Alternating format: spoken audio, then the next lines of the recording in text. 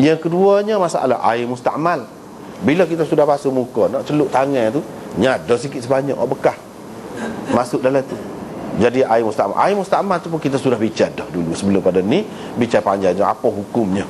Imam Bukhari nak ayat tak apa berlaku. Sebab apa? Sebab Nabi sendiri buat. Bila Nabi SAW sendiri buat lagu tu, lepas pada dia sahabat-sahabat dia pula buat, tunjuk kau orang buat lagu tu, celup tangan. Apa kita nak kata tak bolehnya?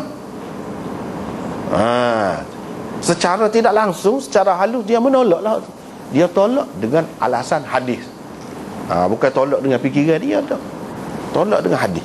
Hak paling kuatnya hadis lah. Kalau hak lain tu kata gini-gini, itu pendapat lah.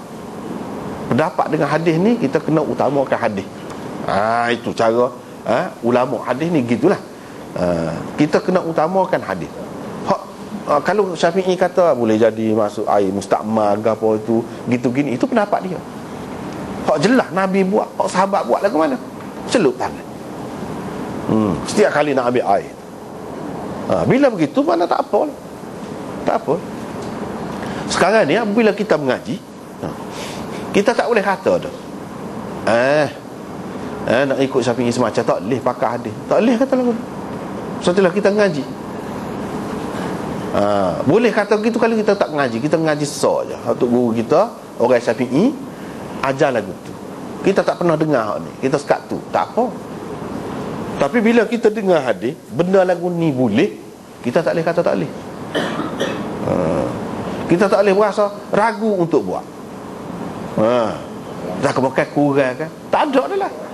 Apa lagi kita sudah tahu benda ni bukan khusus untuk Nabi sahaja, bukan mansuh, maknanya cerita dulu lepas pada tu lah ni tak ada dah, lah ni tak boleh dah. Tak. Sebab kalau mansuh, sahabat-sahabat tak buat, mansuh tak boleh buat dah lah. Ni duduk buat lagi. Lepas kemudian lagi, lepas tu imam-imam besar pun berapa ramai yang kata lagu tu boleh, dia pun duduk buat lagu tu.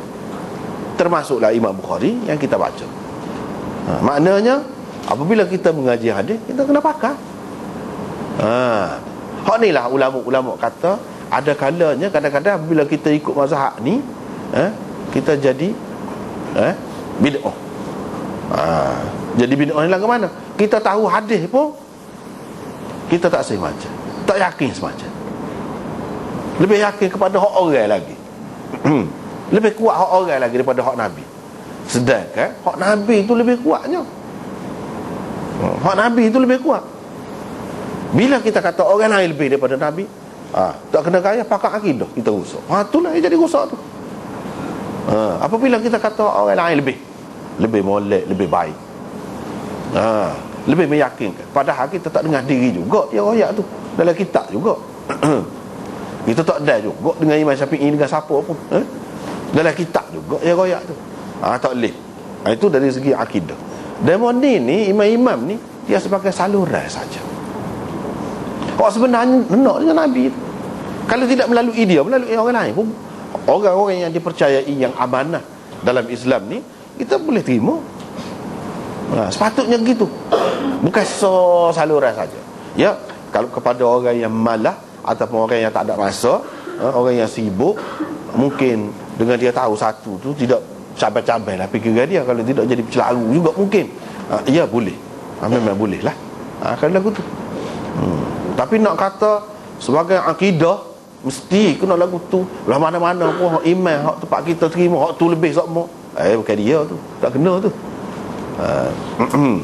Maknanya kita belajar hadis ni belah-belah tu, dari segi akidah pun kena betul lah juga. Kena molek lah. Kedudukan kita, anggapan kita kepada Nabi dan kepada imam-imam ni setara mana. Jangan sampai walaupun secara tidak langsung, secara senyap-senyap, kita menganggap imam-imam ini lebih daripada Nabi. Jangan sampai gitu. Kalau sampai gitu, rusak.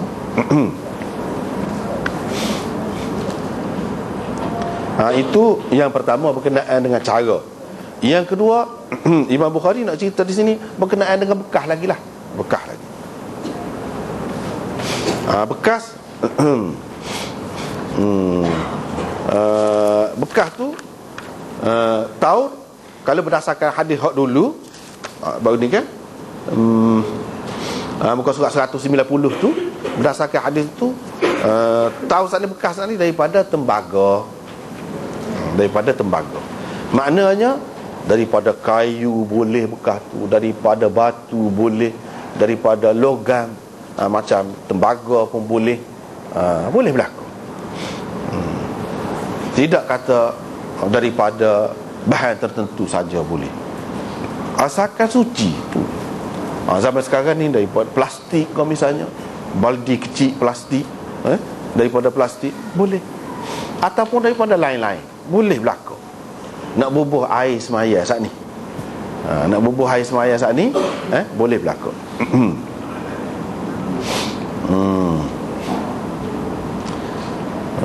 Tidak kata bahan-bahan tertentu saja hak ni tak boleh. Kalau ada hadis dulu, baru ni kita sudah sebut dah kan, Nabi SAW tak kenal orang pakai besi, cincin besi, tak kenal juga kata orang tu bau neraka lah, dia pakai tembaga. Itu ada maksud lain, bukan maksud kena-mengena dengan air semaya ni. Sebab apabila Nabi SAW kecek, kita tidak boleh pandang dari satu sudut saja. Boleh jadi dia mengaitkan dengan benda lain. Dia boleh bau, boleh hidu, orang lain tak boleh bau, tak boleh hidu.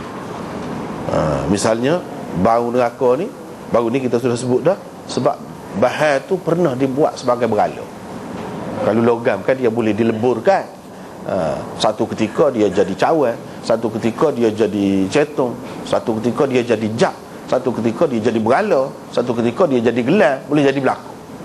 Nabi SAW ayat benda ni asalnya sini, berhala. Tu dia kata dia bau neraka tu. Apa ke neraka ni? Sebab berhala ni kan akan masuk neraka esok. Ada kaitan dengan hak tu, bukan kena menggunakan dengan ni. Kalau benda tu suci zahirnya, dari segi zahirnya, kita ni tidak tahu asal usul dia, tak tahu benda ni curi ke apa, kira zahir lah. Zahirnya cuci. Gitu. Untuk kita setara tu.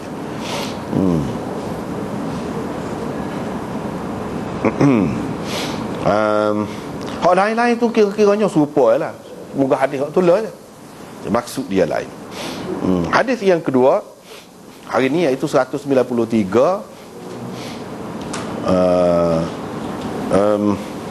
Nabi SAW minta air, satu bekas berisi air, lalu dibawakan satu mangkuk yang cetek dan luas mulutnya. Hadis itu saya buat nota 83 tu, cuba tengok. Di dalam Sahih Ibnu Khuzaimah daripada Hammad bin Zaid, bukan perkataan rah-rah tersebut selepas perkataan biqadah tu, kan itu. Fa utiya biqadahin rah-rah, bukan rah-rah dalam riwayat Ibnu Khuzaimah, tetapi perkataan zujaj, yakni biqadahi zujaj, biqadahi zujajin, begitu. Perkataan zujaj, kaca. Kerenanya Imam Ibnu Khuzaimah mengemukakan bab dengan tajuk bab keharusan berwuduk menggunakan bekas-bekas daripada kaca. Ibnu Khuzaimah dia pegang riwayat tu dan dia buat bab. Ini berkenaan dengan wuduknya. Mengambil wuduk dengan menggunakan bekas-bekas daripada kaca, itu tajuk dia. Dia dalil dia boleh guna bekas-bekas yang dibuat daripada kaca ni. Mana dalil dia?